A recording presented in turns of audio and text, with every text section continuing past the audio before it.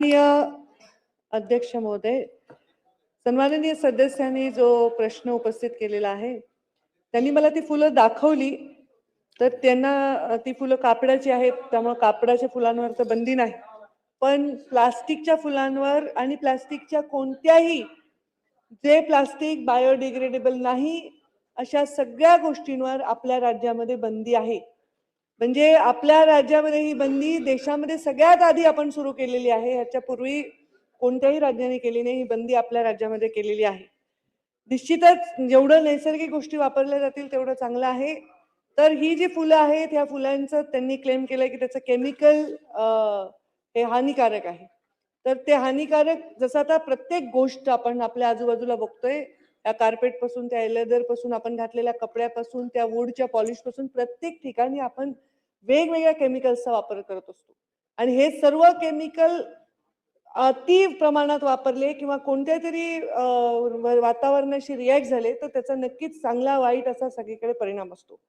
या राज्यामध्ये प्लास्टिक जे डिग्रेडेबल नाही, बायोडिग्रेडेबल नाही, ज्याचा पूर्णपणे ऱ्हास होत नाही, हे वापरायला बंदी आहे.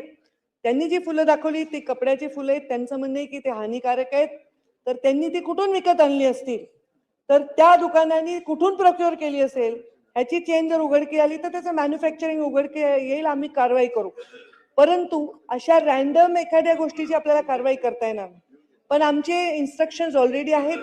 परत सन्माननीय सदस्यांनी सांगितल्याप्रमाणे पूर्ण राज्यातल्या बँक्वेट हॉल्सना, प्रत्येक समारंभ करणारी जे वेगवेगळे संस्था असतात त्यांना आम्ही सांगू की तुम्ही बायोडिग्रेडेबल नसणारे कोणतेही प्लास्टिक आणि केमिकल हार्श वापरले असे कुठलीही गोष्ट वापरू नये, एवढं आम्ही यामध्ये करू शकतो आणि त्याला बंदीच आहे. सांगण्यासाठी उत्तर होऊ द्या मंत्री महोदयांचं. असं कसं हरीश भाऊ, ते दुसरा विषय आपण ज्येष्ठ सदस्य आहे, आणि उत्तर होऊ द्या ना. याच्यामध्ये आम्ही जी कारवाई काय करतो याच्याबरोबर आम्हाला सन्माननीय सदस्यांनी विचारलेलं आहे. तर यामध्ये आम्ही कारवाई करतो. वेगवेगळ्या आम्ही केसेस याच्यामध्ये करतो. प्लास्टिक आम्ही टन्स ऑफ म्हणजे 4135 टन असे प्रोडक्ट आम्ही सीज केलेले आहेत आणि ते परत आम्ही विघटनासाठी देतो.